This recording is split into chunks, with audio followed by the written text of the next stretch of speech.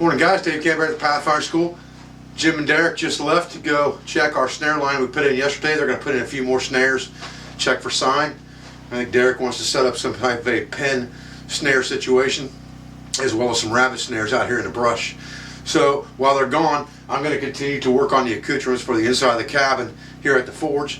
I'm going to take you for a little show and tell, some of the stuff I've already created, and we'll do a couple projects in the meantime, and I'll show you that as well. So stay with me guys.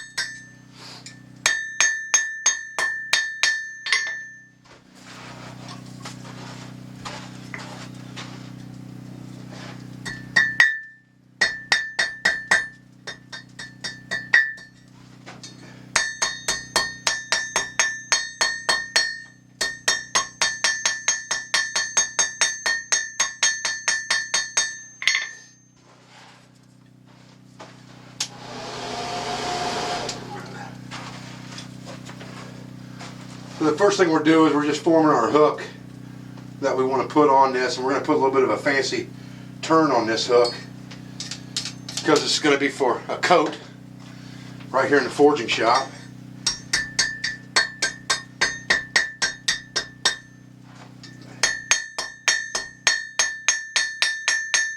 Spread that out just a little bit more than that.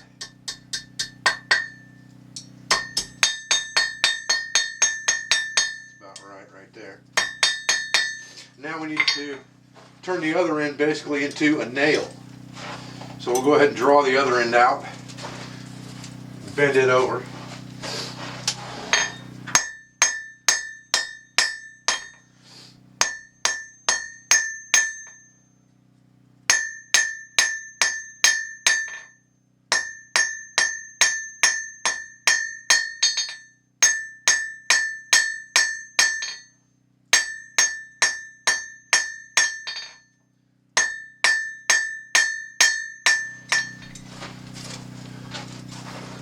Basically, we're just going to bend it over right at the edge of the part I squared off, just like that. We'll put a little bit of a flat on it, so we have something to hit our hammer with. We should be good. Draw that out just a tad. Square him up.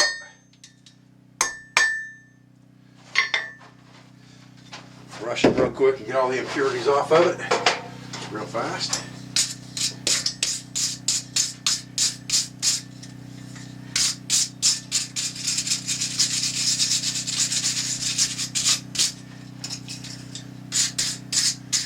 All right. Dip him in oil, and I'm using vegetable oil here. I've had a lot of questions about what I'm using for oil. I'm just using a big bucket of vegetable oil. You can see it's a little bit on the solidified side right now because it's frozen, or it's freezing outside I should say, but that's not going to hurt anything. It goes right back to liquid once you put that hot metal in there.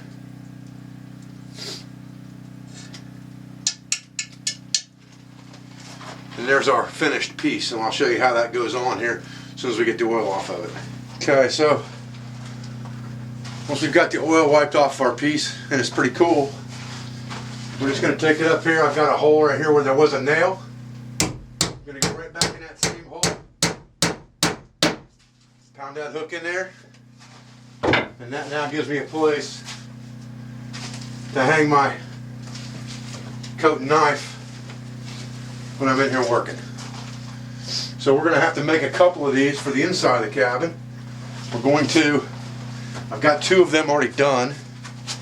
I'll show you. These are very small versions of the same thing, and these are going to be used for curtain rod hangers over our window right here that you can see in the background. Derek's going to make a set of curtains for that, and we're going to put the curtain rod, just a piece of dowel rod, through these eyes on these hooks, and that will be our curtain rod hanger. Then I'm going to make a second set that will actually pin the curtains back when you open them up and pin them to the side. That's what I'm going to work on now. Okay guys, so I thought I'd show you some of the stuff that I've been working on out there on the forge for the cabin. You can see that strap iron right there that all that S-hooks are hanging off of with the ironware. I made that out of a piece of strapping, pounded it down in the center to thin it out a little bit, and then bent it over, punched the holes in it. We've got it sitting up there, and that holds all the S-hooks that hold our ironware, and you can see the trammel hanging right there, and it's got a pan hanging off of it. And then over here on Jimmy's side, there's a lantern hook right there that I made that comes out from underneath the mantle to hold the lantern over Jimmy's bed. Now we have our 4 hooks taken care of here for our curtains. 2 for the rod, 2 for the stays to hold the curtains across. And those are some of the things that I'm working on. And I also made a turn screw here for a 12 gauge. It needs to be ground off a little bit. You grind that off on a grinder and then temper the tip, and it'll be good to go.